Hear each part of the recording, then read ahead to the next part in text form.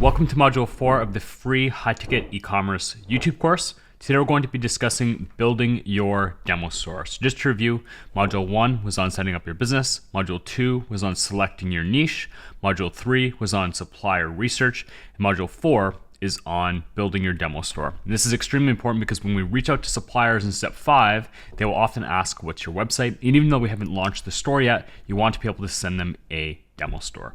So I'm going to be giving out thousands of dollars of free value in this free course. So I'd greatly appreciate your support. If you could please hit subscribe on my channel below, like this video. If you have any questions about anything that I cover in this video today, put them below and I'll answer any and all comments. Other than that, we'll dive right into Module 4 of the free high-ticket e-commerce YouTube course on building your demo store.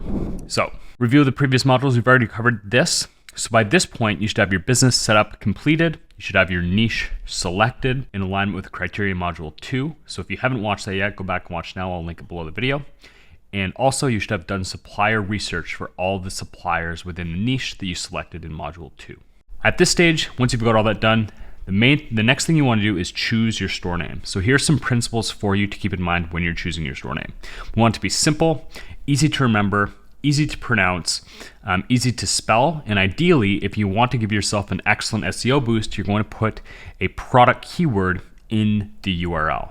So you want, if someone's talking about your business, you want them to be able to easily remember it, easily say it, and the person they tell, you want them to be able to easily spell it if they search up your website online. Domain rating is essentially the strength of a website from 0 to 100.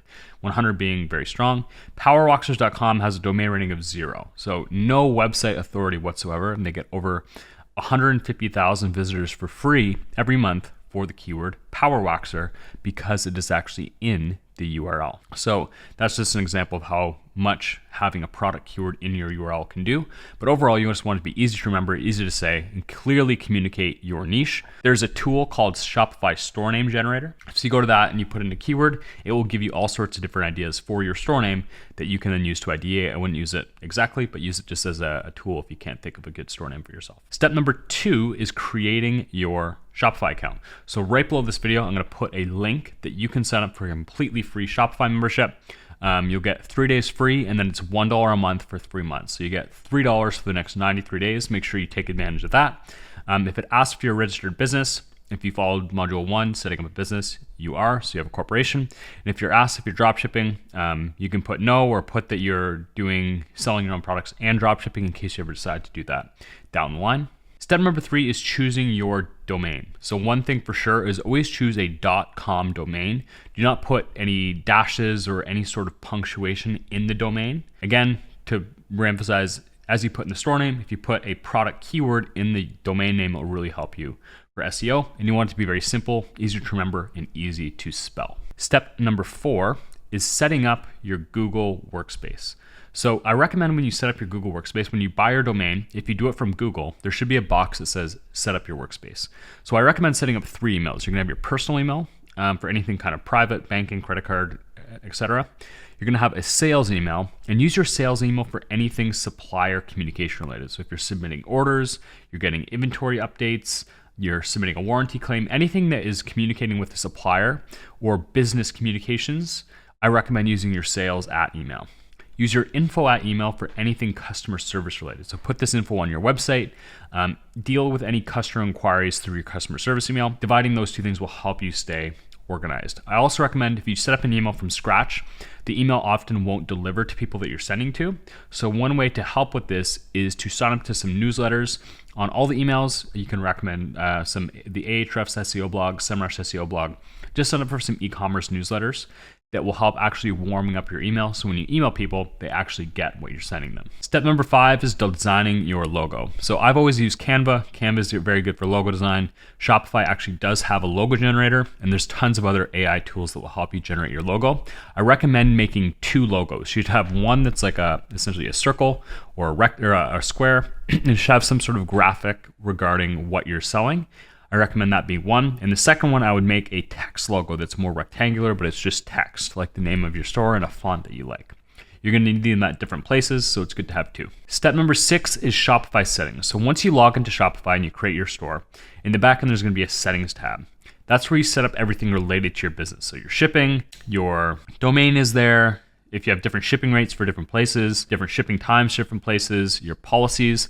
I recommend for your policies, Shopify has a Shopify terms and service generator and a privacy policy generator. You can use those, or you can also use a website called termly.io, I believe it's called. But obviously not an accountant or legal advisor, so I can't give you exact recommendations, but that is where you'll set all that stuff up. And at this point, I would recommend you do that. There's probably more specific YouTube videos on this stuff if you really want to go in depth. But Shopify does have generators for these things that will give you templates so you can fill in with your business information. And Termly is also an excellent resource. Yeah, that's pretty much everything for now in the back end. Obviously, taxes, where you're registered. So if you're in the US, you can have to pay tax through an economic or a physical nexus sales tax, which means essentially you have a physical location in a state. So if you live in a state, you'll have to charge sales tax there. If you have a warehouse in a state, you'll have to charge sales tax there. Obviously, we're dropshipping, so it would only be where you live. And if you don't live in the US, you only have to charge if you hit an economic nexus, which means you have a certain sales volume in that one state in the preceding 12 months. So not something to worry about right away, but as you scale, you may have to think about it down the line. Step number 7 is choosing a store theme. So when you go to Shopify, essentially how this works is you build your store on a template. And the template is called a theme. Shopify has a theme store where there's numerous free themes, paid themes. There's hundreds, thousands of different themes.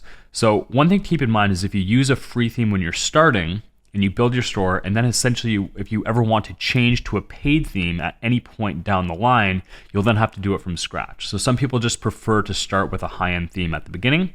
And if you do that, the best one I recommend on the Shopify App Store is called Empire by Shopify.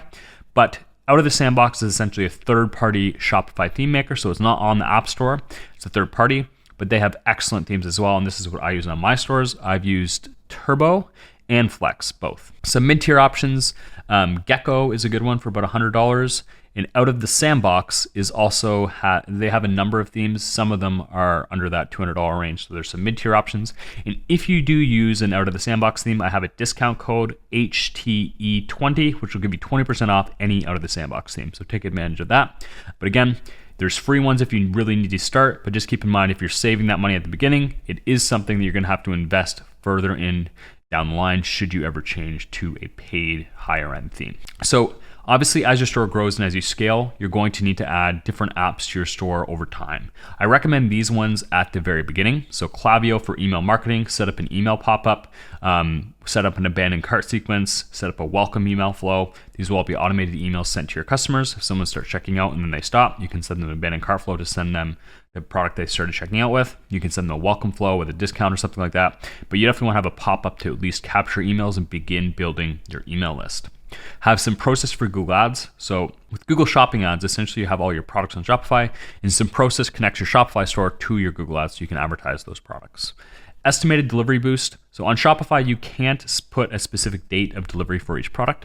Estimated delivery boost allows you to do that on a product by product basis and also a collection by collection basis. So if you have a brand's products and you put all those brand's products in a collection, you can put the same shipping time for that whole collection or any product within that collection. It really allows you to give specific ETAs on each product, which isn't a default setting within Shopify. Quickify is an excellent menu. So make your menu look very nice. Slide cart is essentially when someone checks out on Shopify, they click add to cart, brings you to a cart page, then you have to check out. Slide cart allows someone to click when they add to cart, it'll slide out on the product page and they can check out right from there. So it essentially removes a step, eliminating friction in the checkout process, which will increase your conversion rate. Chatra is excellent for live chat. You can do custom prompts. So when someone lands on a product page, you can say, hey, welcome to the store. Do you have any questions about XYZ product? Definitely the best live chat I used. Tidio is also a good option for live chat. OpenPhone was in the first module on business setup, but is the best customer service line for answering calls. I recommend having Slack is your work hub. Slack is kind of your work hub where if you hire people or have freelancers working on your store, you can add everyone to Slack. Zapier integrates Shopify and Slack. So you can essentially communicate if you get a new order on Shopify to submit it through Zapier into your Slack. So you can see new orders come in, abandoned checkouts come in, new chats come in from Chatra. You can integrate essentially your whole store in different apps within your store to your Slack. So you have everything in one place. So you and your team can clearly see what's going on in your business. Step 9 is designing your homepage. So I'm not going to go in and do this step by step. Shopify has lots of tutorials how to use the backend of Shopify. But when you're doing it, I recommend you focus on trust, simplicity, 2 fonts, and 2 colors. It'll keep it clean. It'll look nice. And on your homepage, you want to have a hero image, which is essentially like a big banner image up top with your buttons, shop to your main products, your shop to your best sellers. You want to have selling propositions, so like little icons to say like free shipping, lowest price guarantee underneath that. After that, you'll have your featured collections. Step 10 is creating your collection pages. So collection pages is a category page. So essentially on your desktop, you want your collections to be 3 wide, and on mobile, you want them to be 2 wide. If it's only 1, people won't know to scroll for more products. Show 2, it'll at least show them that there's a collection of products on the page. I recommend for your demo store, you're gonna have 3 main collections. Let's say if you're selling fire pits, you could do round fire pits, rectangular fire pits, and square fire pits. Or if you're doing a wellness store, you could do treadmills, saunas, and massage chairs. Whatever your core products are, make 3 demo collections for each of them, and then do 3 demo products. So you can use stock image websites like Pexels and Pixabay.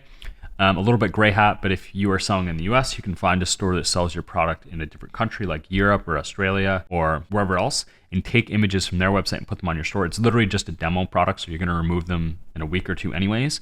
You just need some product photos of the types of products you're selling. And then you can use ChatGPT to write you a product description and then actually put those products in the collections that you made on the previous page. And the reason for this is when we're reaching out to suppliers, we want to be able to show them this is what our website is going to look like here are some demo products so they can visualize their products on your store. So make 3 essentially practice products of other, just using pictures that you can find online, and then write a product description using ChatGPT. One tip is to never put an actual supplier's products on your store and then reach out to them and ask to sell their stuff. They will be offended by that you took their images and used it without their permission. So if you are going to use other suppliers' pictures and stuff, at least do not reach out to them when their stuff is live on your store. Put it in draft. Lastly, create an About Us page. So people always buy from people. So I recommend having some brand core values communicated on the page. Tell your story, what led to you starting the store. And the goal of your About Us page is to increase trust and to tell a story. And as I said, people buy from people. So they want to know you, they want to know why you started the store, and they'll feel much better about that buying from knowing who you are than just some random faceless website. So something very important to keep in mind. By the beginning of this module, I've already went through module 1 and set up your business. Module 2, you have selected your niche. Module 3, you have done your supplier research. And this has been module 4 on building your demo store. So by the end of this, you should have chosen your store name. You should have created a Shopify account. You should have bought your URL or your domain. You should have set up your logo, created a logo, set up Google Workspace. You should have set up settings in Shopify.